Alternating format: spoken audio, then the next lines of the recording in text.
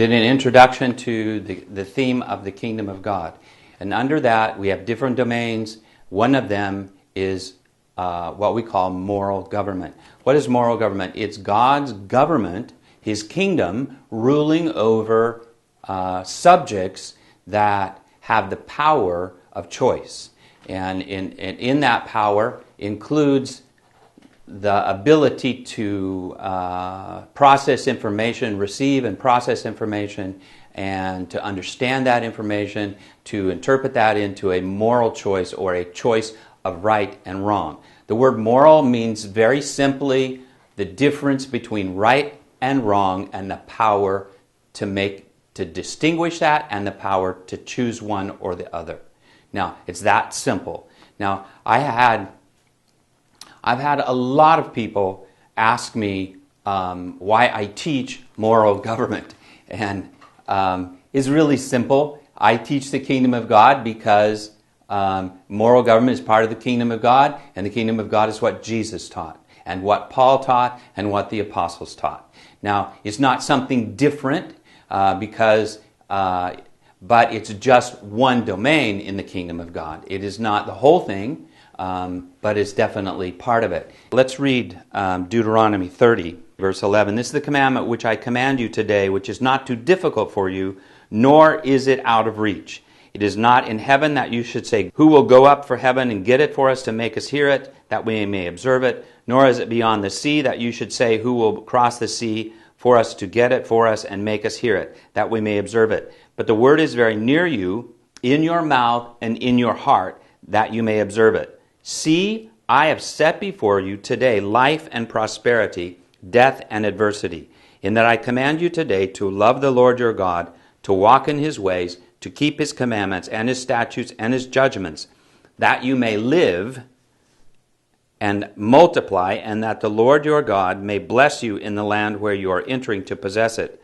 But if your heart turns away, and you will not obey, but are drawn away and worship other gods and serve them, I declare to you today that you shall surely perish.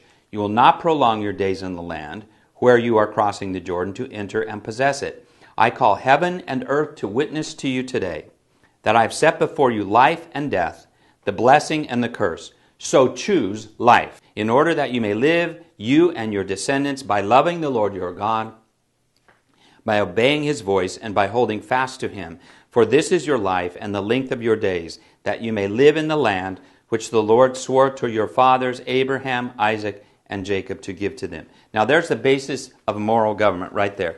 Choose life that you may live. I set before you life and death, right and wrong. And so you must choose life. That's the basis of moral government right there. You can't get it any simpler than that. And moral government is in the domain of God's kingdom. The realm of mankind is governed in part by moral law. That is the choice between life or death. And you must choose that. You must understand it. You must respond to it. And we choose by loving God and obeying Him.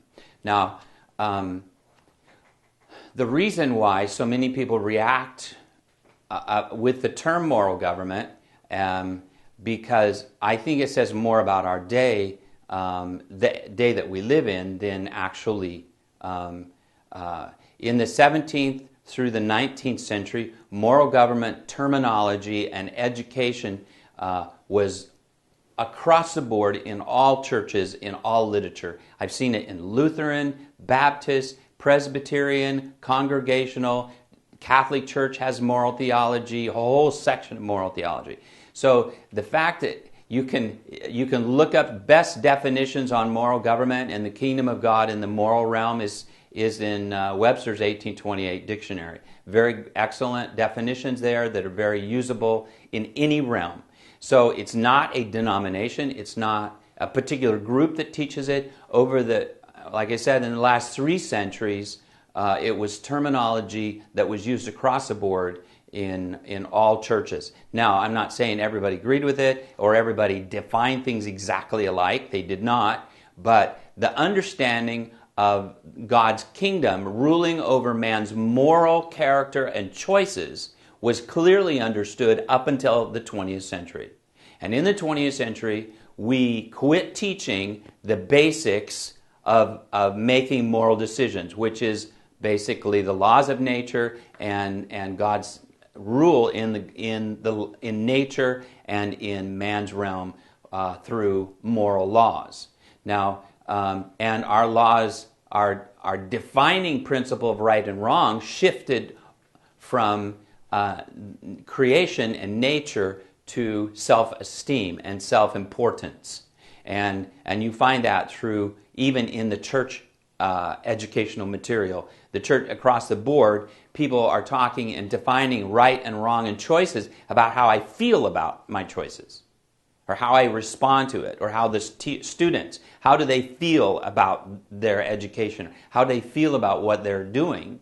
And you see the shift in Christian teaching going in that same direction as to how does this child feel about himself with respect to this or that or the other thing. And so we've lost moral education. So when I am talking about moral law and moral government and moral education, people freak out because they just have no concepts. They don't have anything to hang that on because we've educated ourselves out of it. You have, as I've defined, two problems with teaching moral government. One is seeing it in its perspective in the total of the kingdom of God. And the second one is just defining the term as to what it is.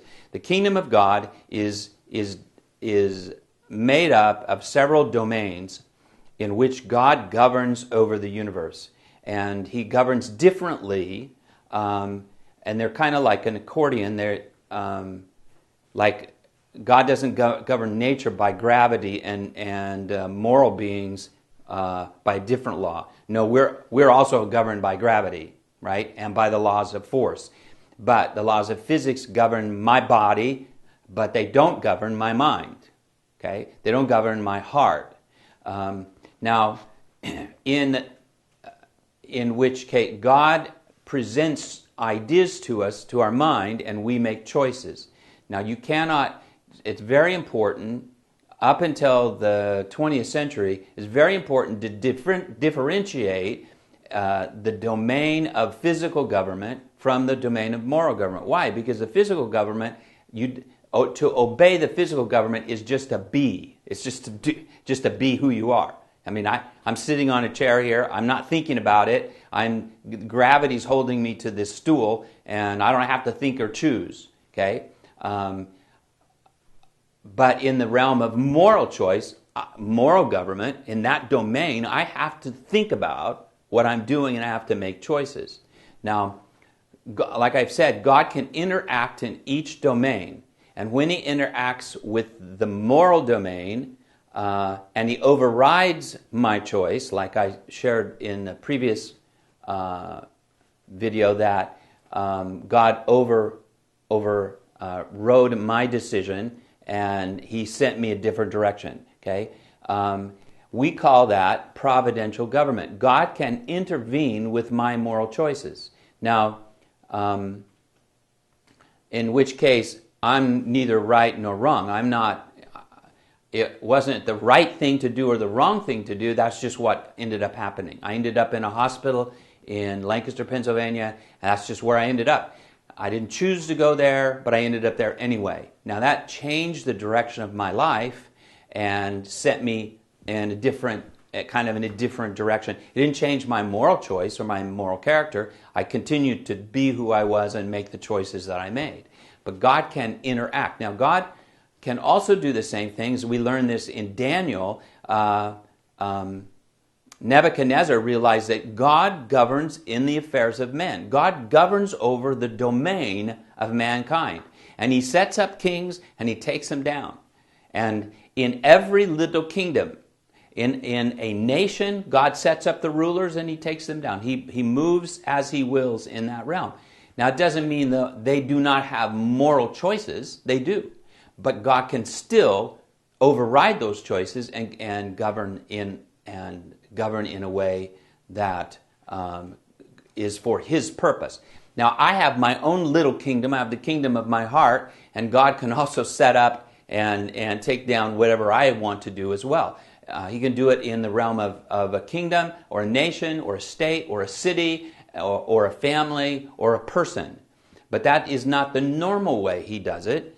God lets me think and choose and study and plan my own life. The plans of the heart belong to the man, according to Proverbs 16. But God, the answer is to the Lord. I have to answer for my choices, but they're my choices for the most part. Now, I'm saying God can override those choices if he chooses to. But the fact that God can and does sometimes override my moral choices does not mean he does it all the time. And here's where I disagree, and not just myself, but those that teach moral law disagree on the one hand with the monergistic systems on both sides. Now, you're either monergistic or synergistic. Okay? Mono means one, soon means together, or govern together, or work together. Monergism is to work alone. And as you can tell, I'm a synergist. I believe that God and I cooperate. Now, he may have 99% of the energy out there, probably more than that, but I still have my part to play. I have to make my own choices, and the energy and the work to make that choice comes from me. Now, in monergistic systems, God is only, you have two choices. Either God does everything, or God set up everything and it works on its own. And so that's how we define those two.